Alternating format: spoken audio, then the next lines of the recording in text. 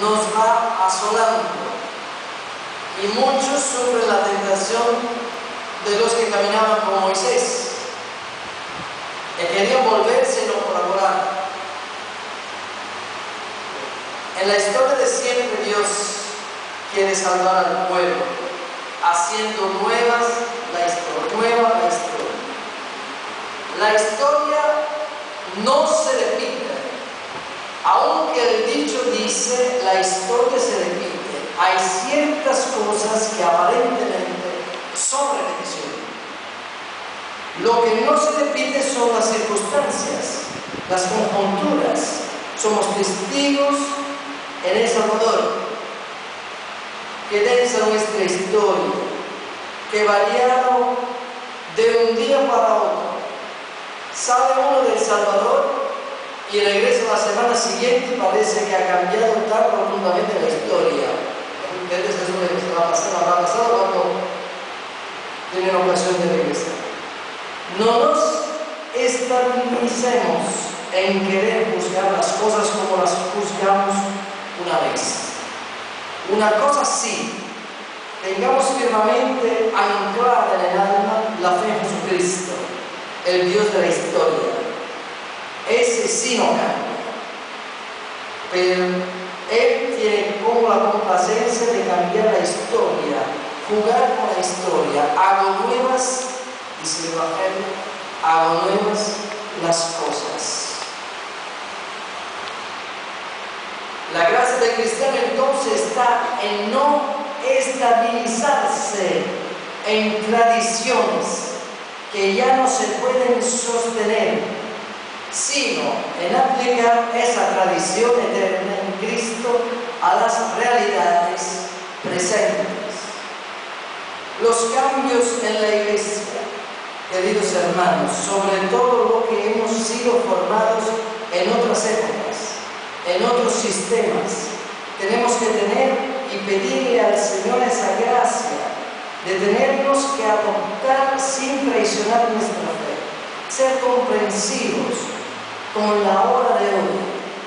Dios hace nuevas las cosas y por eso corregía a los israelitas, porque se alegraban del primer éxodo y no pensaban que Dios estaba haciendo ya maravillas en un segundo éxodo, y las haría mucho mayores en la era cristiana, como las vamos viendo nosotros.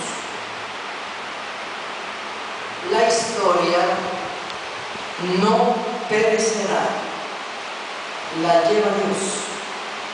Por eso digo, en la medida en que los proyectos históricos traten de reflejar el proyecto eterno de Dios, en esa medida se van haciendo reflejo de Dios.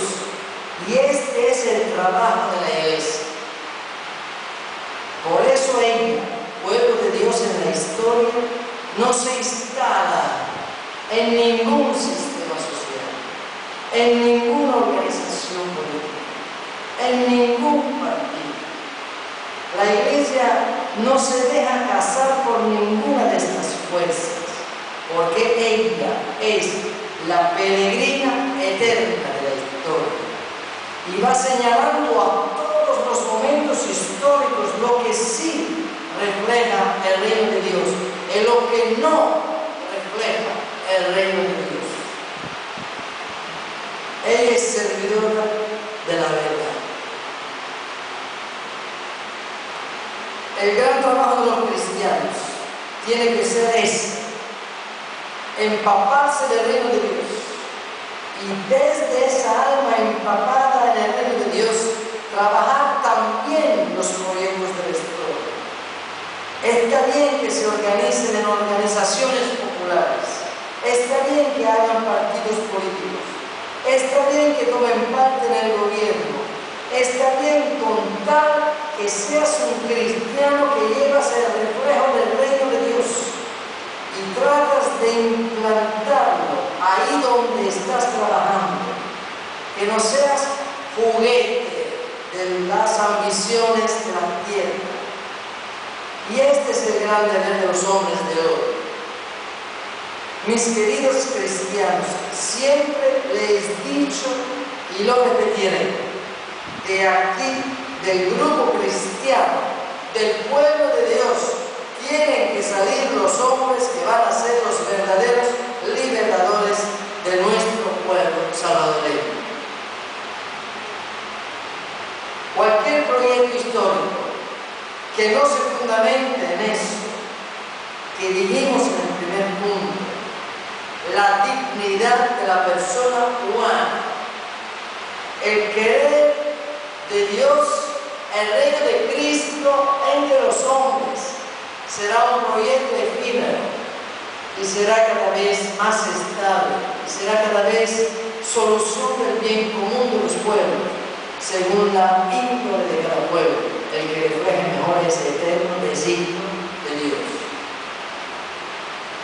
Por eso, hay que agradecerle a la Iglesia, queridos hermanos políticos, no manipular a la Iglesia para llevarla a lo que nosotros queremos que diga, sino decir nosotros lo que la Iglesia está enseñando.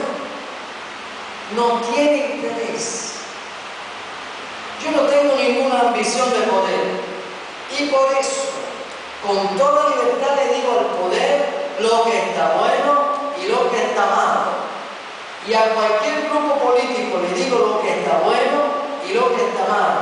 Es mi deber.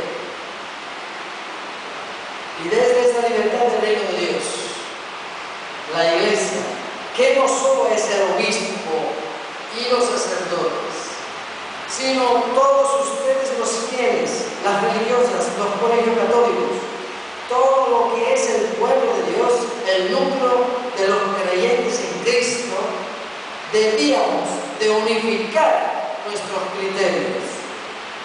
No debíamos de desunirnos, no debíamos de parecer dispersos y muchas veces como que somos acomplejados ante las organizaciones políticas populares y queremos complacerla más a ella que al reino de Dios en sus designios eternos. No tenemos nada que mendigarle a nadie, porque tenemos mucho que darle a todos. Y eso no es soberbia, sino la humildad agradecida del que ha recibido de Dios una revelación para comunicarla a los demás. Monseñor Oscar Adolfo Gómez.